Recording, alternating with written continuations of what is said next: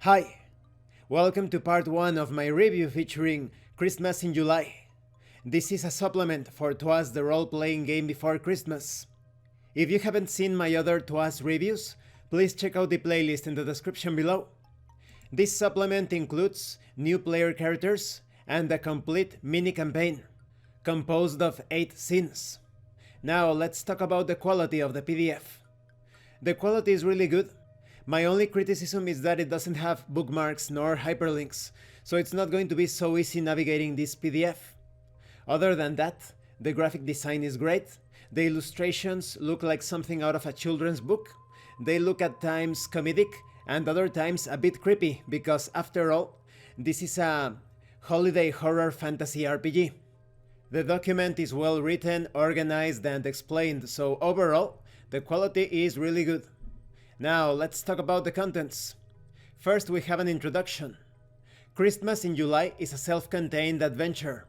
I would say a mini-campaign rather, because depending on how you play these scenes, they can take a while, or maybe they can be quite short, it all depends on the group.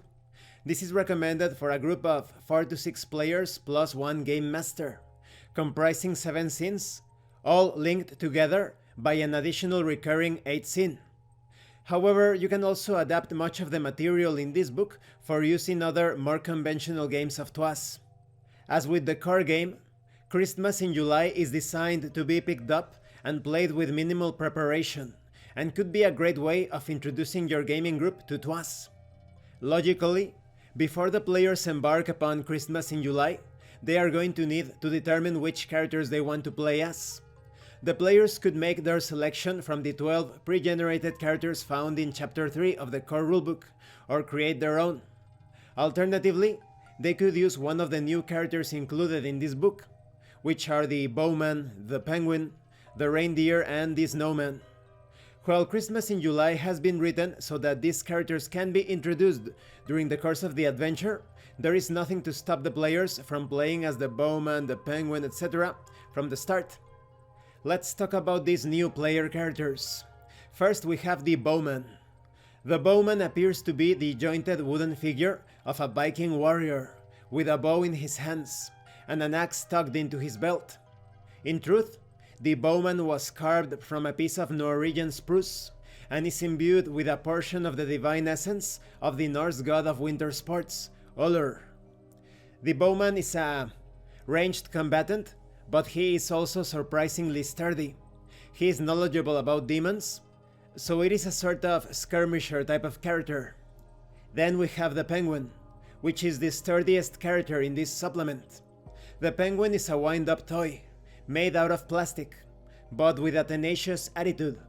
Although this particular bird may not be able to take to the air, it more than makes up for it with its fighting prowess and courageousness. This is definitely a frontliner sort of character. Then we have the reindeer. It might look like a doe-eyed, cuddly toy, which it is, but the reindeer has the same abilities as those mighty beasts that pull Santa's sleigh, for it can fly and perform all manner of acrobatic maneuvers, loop-the-loops, corkscrew spins, and the like. This is a hit-and-run sort of character, and also quite useful to reach difficult-to-get-to places because of its flight feature. Then we have the snowman. Do not let the snowman's jolly demeanor and snow-formed body fool you. He may be a conglomeration of ice crystals magically brought to life, but he has the strength of an avalanche and can deliver a punch as hard as a compacted ball of ice. This is a caster fighter sort of character. You have ice magic, but you can also take a beating. Not as much as the penguin, but still. And this concludes this part of the review. In the next part we are going to take a look at the included scenes. I like these new characters. You have a complete party here. You have the penguin and the snowman to be frontliners, and the bowman and reindeer to flank the opposition.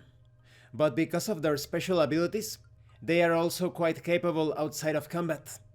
Thank you for watching this part of the review, and thank you for your likes and your comments. If you have any questions or comments, please let me know. And thank you so much to those of you that are going the extra mile to support the channel. If anyone else wishes to further support the channel, the information on how to do that will be in the description below. Once again, Thank you, and see you later.